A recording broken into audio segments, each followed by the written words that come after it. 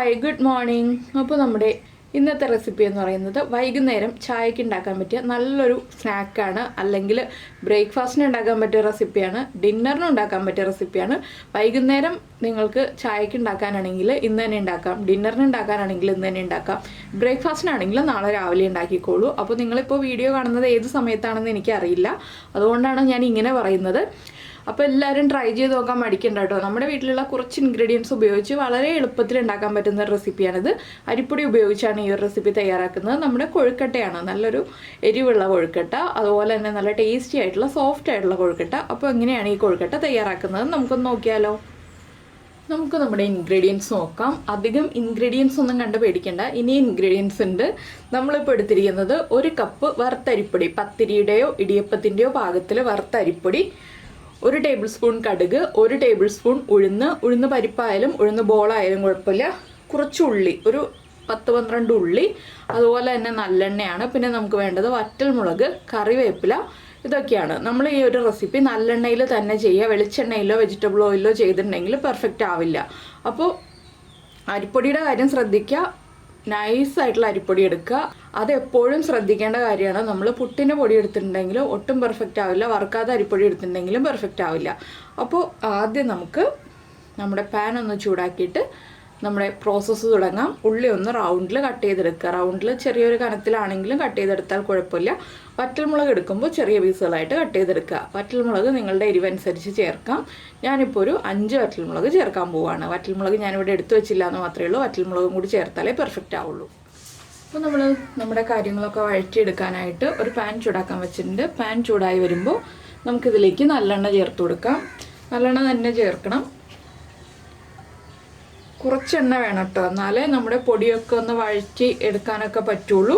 അപ്പോൾ ഞാനിപ്പോൾ അത്യാവശ്യം എണ്ണ ഒഴിച്ചിട്ടുണ്ട്. ഇനിയിപ്പോൾ എണ്ണ ചൂടായി വരുമ്പോൾ നമുക്ക് എണ്ണയിലേക്ക് നമ്മുടെ കടുക് ചേർത്ത് കൊടുക്കണം. ആദ്യം നമ്മൾ സാധാരണ വറവിടുന്ന പോലെയുള്ള കാര്യങ്ങളാണ് ആദ്യം ചെയ്യുന്നത്. അപ്പോൾ ഞാൻ കടുക് ഇട്ട് കൊടുക്കുകയാണ്. കടുകൊന്ന് പൊട്ടി വരട്ടെ. അത്യാവശ്യം കൂടുതൽ കടുക് വേണം. എന്താണെന്ന് വെച്ചാൽ ഈ കൊഴുക്കട്ട ആയി വരുമ്പോൾ കടുകൊക്കെ കാണാൻ ഭംഗി ഉണ്ടാവും. അതൊക്കെ കാണാനും കഴിക്കാനും ടേസ്റ്റ് ഉണ്ടാവാനും എല്ലാമാണ് നമ്മൾ ഇത്രയും കടുക് ചേർക്കുന്നത്. അപ്പോൾ നമ്മുടെ കടുക് പൊട്ടിക്കൊണ്ടിരിക്കുന്നുണ്ട്. നമുക്കിതിലേക്ക് നമ്മൾ എടുത്തു വെച്ചിരിക്കുന്ന ഉഴുന്ന് ചേർക്കാം. കടുക് പൊട്ടലും ഉഴുന്ന് ബോൾസ് കളർ മാറലും ഒരുമിച്ച് നടന്നോളും.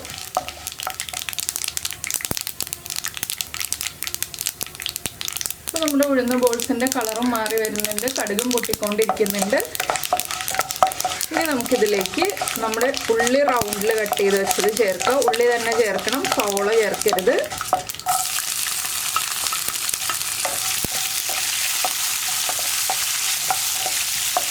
ഇനി നമ്മൾ ചേർക്കാൻ പോകുന്നത് നമ്മുടെ കറിവേപ്പിലയാണ്.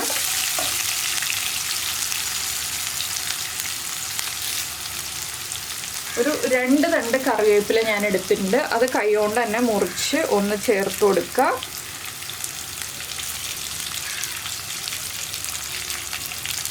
നല്ല കളർഫുള്ളാണ് കേട്ടോ ഈ ഒരു കൊഴുക്കട്ട.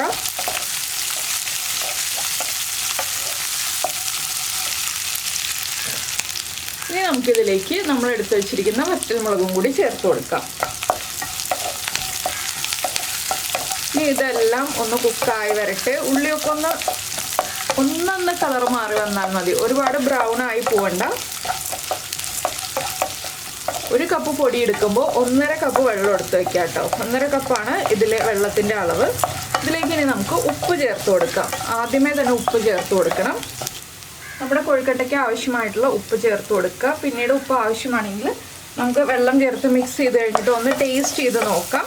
അപ്പോൾ ഉപ്പ് കുറവാണെന്നുണ്ടെങ്കിൽ അപ്പോൾ ചേർത്ത് കൊടുക്കാം. അതിനുശേഷം മാത്രം പൊടി ചേർക്കാം. ആദ്യമേ പൊടി ചേർത്തിട്ടുണ്ടെങ്കിൽ നമ്മുടെ കൊഴുക്കട്ടയ്ക്ക് ഉപ്പ് കറക്റ്റ് ആവില്ല. അപ്പോൾ തന്നെ നല്ലെണ്ണയിൽ വഴറ്റിയെടുത്ത ആ ഉള്ളിയുടെയും പച്ചമുളകിൻ്റെയും ഒക്കെ ഒരു നല്ല മണം വരുന്നുണ്ട്. ഇത്രയും മതി കേട്ടോ. നമ്മുടെ ഉള്ളിയൊക്കെ ഒന്ന് കളർ ചേഞ്ചായി തുടങ്ങി വരുന്നുണ്ട്. ഇതിലേക്ക് ഞാൻ 1.5 കപ്പ് വെള്ളം ചേർക്കുകയാണ്. ഈ വെള്ളം ഒന്ന് തിളച്ച് വരുമ്പോൾ നമുക്ക് ഉപ്പൊന്ന് ടേസ്റ്റ് ചെയ്ത് നോക്കാം. ഉപ്പ് കറക്റ്റ് ആണോ ഇല്ലയോ എന്നുള്ളത്. ഉപ്പ് കുറവാണെങ്കിൽ ഉപ്പ് ചേർത്ത് കൊടുക്കണം. ഇനിയിപ്പോൾ ഞാൻ ചേർക്കുന്നത് നമ്മുടെ ഇൻഗ്രീഡിയൻസിൽ ഞാൻ പറയാത്ത കാര്യമാണ്. എനിക്ക് ഏറ്റവും ഇഷ്ടപ്പെട്ടൊരു കാര്യമാണ് കൊഴുക്കട്ടയിൽ. കുറച്ച് തേങ്ങ ചേർക്കുക എന്നുള്ളത്. ഒരുപാട് തേങ്ങയൊന്നുമല്ല, ഒരു 2-3 ടേബിൾ സ്പൂൺ തേങ്ങ ചേർക്കുക എന്നുള്ളത്. നിങ്ങൾക്ക് താല്പര്യമുണ്ടെങ്കിൽ നിങ്ങൾക്ക് ചേർക്കാം, ഓപ്ഷണലാണ്. 2-3 ടേബിൾ സ്പൂൺ നമ്മുടെ വെള്ളം തിളച്ച് വരുമ്പോൾ ചേർത്ത് കൊടുത്തിട്ടുണ്ടെങ്കിൽ കൊഴുക്കട്ടയ്ക്ക് ടേസ്റ്റ് കൂടും. ഇത് ഉപ്പുമാവിലും പലരും ചെയ്യാത്തൊരു കാര്യമാണ് തേങ്ങ ചേർക്കുക എന്നുള്ളത്. പക്ഷേ ഞാനിവിടെ ഉപ്പുമാവിൽ നന്നായിട്ട് തേങ്ങ ചേർത്തിട്ടാണ് ഉപ്പുമാവ് ഉണ്ടാക്കുന്നത്. അപ്പോൾ ഉപ്പുമാവിന് പ്രത്യേക ഒരു ടേസ്റ്റാണ് കേട്ടോ. അതുപോലെ തന്നെയാണ് ഈ കൊഴുക്കട്ടയിലും തേങ്ങ ചേർക്കുക എന്നുള്ളത്. നമ്മൾ അരിയുണ്ട ഉണ്ടാക്കില്ലേ, അരിയുണ്ട എന്ന് പറഞ്ഞിട്ട് നമ്മുടെ ഇവിടെയൊക്കെ ഒരു പലഹാരമുണ്ട്. ആ അരിയുണ്ടയിൽ ഞങ്ങളിവിടെ തേങ്ങ ചേർക്കും. അതിനൊരു പ്രത്യേക ടേസ്റ്റാണ്. അപ്പോൾ നിങ്ങൾ ഇതുപോലെ തേങ്ങ ചേർക്കാറില്ലെങ്കിൽ ഒന്ന് തേങ്ങ ചേർത്തിട്ട് ഉണ്ടാക്കി നോക്കൂ, നല്ലൊരു ടേസ്റ്റാണ്. അപ്പോൾ നമ്മുടെ വെള്ളം തിളച്ച് തുടങ്ങുന്നുണ്ട്. നമുക്കിനി ഫ്ലെയിം ലോ ആക്കിയിട്ട് പൊടി ചേർത്ത് തുടങ്ങാം. പൊടി ചേർത്ത് തുടങ്ങാന്ന് വെച്ചാൽ ഒരുമിച്ച് മുഴുവനായിട്ട് ഇട്ട് കൊടുക്കരുത്, കുറച്ചായിട്ട് ചേർത്ത് ഇളക്കി മിക്സ് ചെയ്തെടുക്കണം. അതുകൊണ്ടാണ് പൊടി ചേർത്ത് തുടങ്ങാം എന്ന് പറഞ്ഞത്. അപ്പോൾ ഞാൻ കുറച്ചായിട്ട് പൊടി ചേർക്കട്ടെ. ഇങ്ങനെ ഇളക്കി കൊടുത്തുകൊണ്ടിരിക്കണം. ഒരുമിച്ച് തന്നെ പൊടി ഇട്ടിട്ടുണ്ടെങ്കിൽ കട്ടിയായി പോവും. അതുകൊണ്ടാണ് നമ്മൾ കുറച്ചായിട്ട് ഇട്ടിട്ട് ഇളക്കി കൊടുത്തുകൊണ്ടിരിക്കുന്നത്. നല്ലെണ്ണ ആയതുകൊണ്ട് വേഗം തന്നെ നമുക്ക് മിക്സായി കിട്ടും. ഇത് വേറെ ഏത് ഓയിലാണെങ്കിലും ഇത്രയും എളുപ്പത്തിൽ മിക്സായി കിട്ടില്ല കേട്ടോ. നമ്മുടെ നല്ലെണ്ണയിൽ മാത്രമേ ഇത്ര എളുപ്പത്തിൽ നമുക്ക് മിക്സായി കിട്ടുള്ളൂ. പിന്നെ ഈ ഒരു കൊഴുക്കട്ടയുടെ പ്രത്യേകത എന്താണെന്ന് വെച്ചിട്ടുണ്ടെങ്കിൽ നമ്മൾ ചെറിയൊരു ചൂടോടുകൂടി തന്നെ ഉരുട്ടിയെടുക്കുകയാണെങ്കിൽ കാണാൻ നല്ല ഭംഗിയുള്ള ഷേപ്പിൽ കിട്ടും.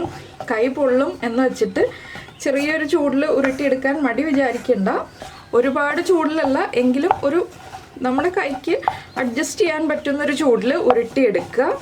അപ്പോൾ ഞാനിനി ഇഡ്ഡലി പാത്രത്തിൽ വെള്ളം വയ്ക്കട്ടെ. ഈ ഒരു പാനിൽ നിന്ന് ഈ ഒരു മിക്സ് മാറ്റി വയ്ക്കട്ടെ ഒരു പ്ലേറ്റിലേക്ക്. അതിനുശേഷം നമുക്ക് കയ്യിൽ എടുത്ത് ഉരുട്ടാൻ പറ്റുന്ന പാകത്തിൽ, എണ്ണയൊന്നും തടവേണ്ട ആവശ്യമില്ല, എണ്ണയൊക്കെ ഈ ഒരു മിക്സിൽ തന്നെ ഉണ്ട്. ഞാൻ ഫ്ലെയിം ഓഫ് ചെയ്തു. ഇനിയിപ്പോൾ നമുക്ക് ഉരുട്ടിയെടുക്കാം. ചൂടൊന്ന് കുറയട്ടെ, ഒരു പ്ലേറ്റിലേക്ക് മാറ്റി വയ്ക്കട്ടെ. അപ്പോൾ നമ്മുടെ കൊഴുക്കട്ടയുടെ മാവ് ഞാൻ ഇതുപോലെ ഒന്ന് കുഴച്ചെടുത്തിട്ടുണ്ട്. ഒരുവിധം ചൂട് കുറഞ്ഞപ്പോൾ ഒന്ന് കുഴച്ചെടുത്തു. ഇനിയിപ്പോൾ നമുക്ക് ഇതുപോലെ ചെറിയ ബോൾസായിട്ട് ഉരുട്ടിയെടുക്കാം. കൈ പൊള്ളുന്ന ചൂട് തന്നെയാണ്, ഒരു ചെറിയ ചൂടിൽ തന്നെ ഉരുട്ടിയെടുക്കാം കേട്ടോ. ഇതുപോലെ നമുക്കൊന്ന്